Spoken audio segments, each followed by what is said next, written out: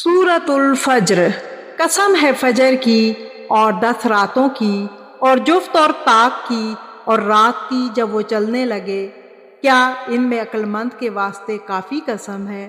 کیا آپ نے نہیں دیکھا کہ آپ کے رب نے عاد والوں کے ساتھ کیا کیا؟ ستونوں والے ارم کے ساتھ جس کی مانند کوئی قوم ملکوں میں پیدا نہیں کی گئی، اور سمود کے ساتھ جنہوں نے وادی میں بڑے بڑے پتھر تراشے تھے، اور فرعون کے ساتھ جو میخوں والا تھا۔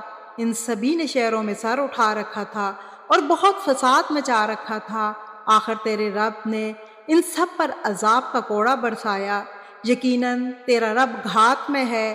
انسان کا یہ حال ہے کہ جب اسے اس کا رب آزماتا ہے اور عزت و نعمت دیتا ہے تو وہ کہنے لگتا ہے کہ میرے رب نے مجھے عزت دار بنایا، اور جب وہ اس کو آزماتا ہے اور اس کی روزی تنگ کر دیتا ہے تو وہ کہنے لگتا ہے میرے رب نے میری اہانت کی اور ذلیل کیا۔ ایسا ہرگز نہیں، بلکہ بات یہ ہے کہ تم ہی لوگ یتیموں کی عزت نہیں کرتے اور مسکینوں کے کھلانے کی ایک دوسرے کو ترغیب نہیں دیتے، اور میراث سمیٹ سمیٹ کر کھاتے ہو اور مال کو جی بھر کر عزیز رکھتے ہو۔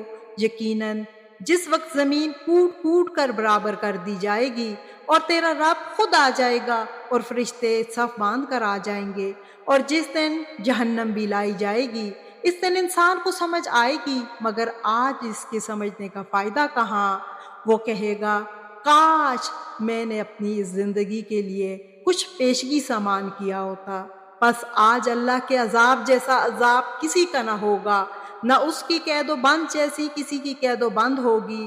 اے اطمینان والی روح، تو اپنے رب کی طرف لوٹ چل، اس طرح کہ تو اس سے راضی اور وہ تجھ سے خوش۔ بس میرے خاص بندوں میں داخل ہو جا اور میری جنت میں چلی جا۔